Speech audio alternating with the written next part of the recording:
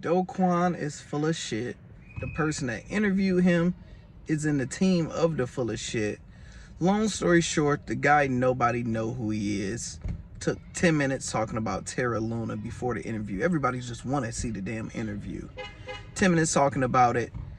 Terra Luna invested in the company that they're in the bed with each other, basically. So the person doing the interview wasn't going to ask any real quality questions. He was just happy to be in Kwon's presence. In my opinion, Kwon ain't said shit important. He was very arrogant. He was very cocky. He talked a lot of shit, and you have to be able to take it when your company do exactly what you said all the other companies was going to do. Let me know y'all thoughts in the comments. I'm about to show you the interview, most of the interview, the important parts, because the person page he went on just started, so nobody know this YouTube channel. Watch it on mine. Here you go. As kind of the easiest defense of it's not fraud. I don't think it's like a morality issue, but it's like coming in from like a loss of this magnitude, and especially touching upon an industry that requires a lot of technical background knowledge to be able to understand. It's just like very hard to process all of that and then come to a balanced conclusion when there's so much pain and anger in the air. To see it all play out in a span of 72 hours, were you even surprised at like how quickly it unraveled? I just didn't think this would happen. You know, thinking about this and then trying to build this ecosystem and community was basically what I spent the last 5 years on every waking moment. Yeah, I just haven't found the words to describe, you know, what that feels like. But I'm sure that a lot of people in the community that lost their money, life savings, and different projects that we're building on top of Terra probably went through similar and it's quite possibly worse experiences. And as far as like a creator of anything like this, I mean, it's brutal. Obviously, like in hindsight, a lot of the beliefs and you know, sort of the conjectures that I had made were wrong. Trust is at the core, I think, ironically, in a lot of these trustless systems. It does come down to like, do you trust the people running these things? What do you say is the thing to know you can trust me? I think if you were in this for personal benefit, that is probably the dumbest way to try to get that personal benefit as possible.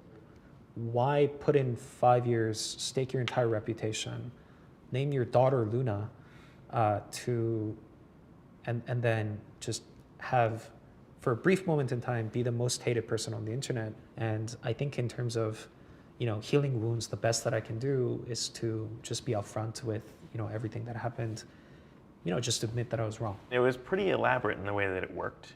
Yield-bearing stablecoins were a thing. Anchor comes around though, and it's not 8%, it's 20%. And it sounded like when that was set up, there were maybe some employees that were a little uncomfortable with the idea of 20%. It was far higher than what was out there. Actually, just to set the record straight, sort of the internal consensus of what people wanted to do with the interest rate was several 1,000% APR, like Really? with Anchor in the beginning. And it's not a function of like them thinking, trying to make things unsustainable is a good idea. So what was a lower interest rate in the beginning turned out to be, you know, pretty high. At what point, maybe on the run up, when you saw Anchor eventually capture almost $17 billion, in that journey, was there a point where you said, we're untouchable? I felt like every day UST was getting stronger than the previous day. There's also another operation going on behind the scenes, though, at the same time. That did seem, I guess, different from what the original promise of UST and Luna always was, which was it was an algorithmic stablecoin that functioned perfectly without the need for a reserve. So we felt that by adding multiple different types of collateral, starting with Bitcoin, UST had a real chance to become the decentralized money for all of crypto. But I'm curious where that kind of plan came from and what made you want to introduce that at that time. So we started to do that with Bitcoin because we believe that it's the most resilient, the least biased digital currency on the planet. If we were optimizing for like economic stability, we probably would have built up a reserve in stablecoins, other stablecoins. I think on some other level, I believe too strongly in Bitcoin. I honestly didn't think it would fall this much. And I know that, you know, from time to time in its history, Bitcoin has gone down 80% every now and then. But my thinking back then was like the amount of economic output that's been built in crypto, the amount of people that have come in and started to build in this industry is unparalleled compared to all the other points in time. I felt like it was starting to display resilience as a decentralized, pristine type of commodity. But I was wrong. Let's actually walk through the timeline for what actually happened here, though. And that kind of begins over the weekend. And UST dips slightly below peg. Twitter personality Do Kwon seems very calm and collected. Do Kwon in person talking to the Terra team as this is starting to unfold.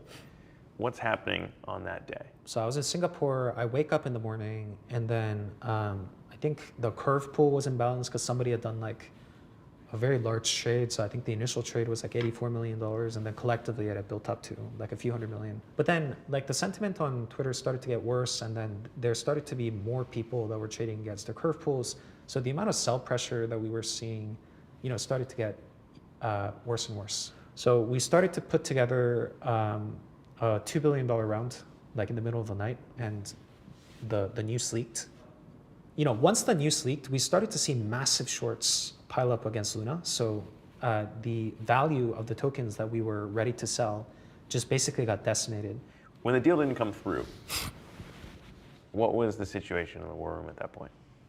When I was trying to do the round, it wasn't so much that I thought like the peg would be irrecoverable. So like you got to understand, like I've been through multiple of these crises before, and then the peg always recovered. At what point did the discussions in the war room shift from, all right, look, we tried everything, didn't pan out? So when I went into like a mini state of shock, I think I didn't notice, but I think people started to like get up and get some sleep, because for the past few days, like most people in those places just hadn't been sleeping at all. Yeah, how much sleep did you get during that whole week? For like 8 days, I don't think I slept at all. You pulled 8 straight all-nighters? So 7 nights, and then I think I had one burrito throughout the entire time. A burrito? One burrito, half a burrito. Yeah. Oh my God. I just didn't notice the passage of time. So like even now, if you were to ask me what happened during the day, what happened at night, I just wouldn't be able to tell, because I just, I barely got up and was, like it was just like all a blur. It was dark. Yeah. I mean, it was a dark, the Terra community boards, there were talks of suicide and people who had lost life savings. My co-founder had a family friend who killed himself too. It was just, there's a lot of stories like that. Right. I mean, what do you tell the people that were impacted by this? Yeah, so after the chain halted, I spent a couple of days calling a lot of the people that I'd personally talked to in the Terra community. It's the calls were rough. Is there like a part of you that maybe would want to walk back what you said before, though, around particularly the language you used around people who flagged some of this stuff before? I think I developed like sort of an entertaining alter ego to, match the community that I was engaging with. In retrospect, if you were to ask me whether like the manner in which some of these comments were conveyed were cringe, yes. How has the experience that unfolded with Terraform changed Do Kwon?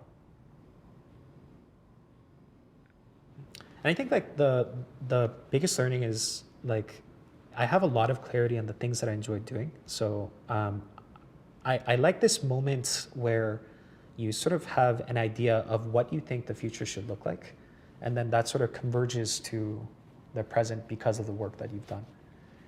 I mean, what was your personal loss around all this too? Like quantified in dollars, or? Because I think you were a billionaire on paper, at least, when this was when it was doing well. Sure, yeah. And if you're attached to this project and it goes to zero. So like one of the jokes that people tell each other, like when markets turn bad, is down bad or down horrendous, right? And the word that I use to describe what happened here is down infinite. I mean, I just want to make it perfectly clear. The way that I thought about Terra and Luna was, this was essentially my life. I put my actions where my beliefs are. And I I bet big, and I think I lost. I'm not even at the house to edit this right, and I'm taking notes on this. It's this bad. So the first thing we would talk about is Bitcoin. You supposed to be this genius. You have $100 billion of other people money, and you didn't think Bitcoin will fall like this. This nigga a fucking idiot. Did you just say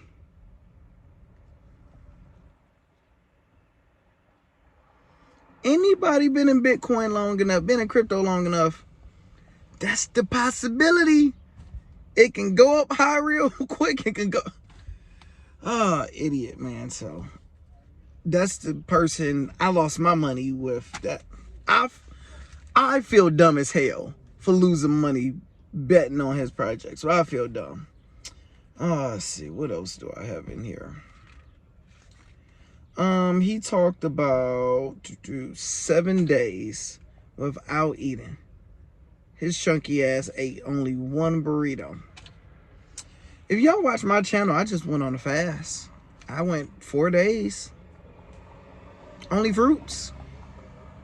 Only vegetables. And on day 4, I couldn't do it no more. It's not easy. So you're lying. You're lying. And the last thing that pissed me off, when Buddy asked him about the money. How much money? And I just hate somebody that's... Kwon knew every single question and had an answer for every single question. They was going to edit it. They was going to prep it. He was going to review it. He was going to make sure it's done the way he wanted it to be.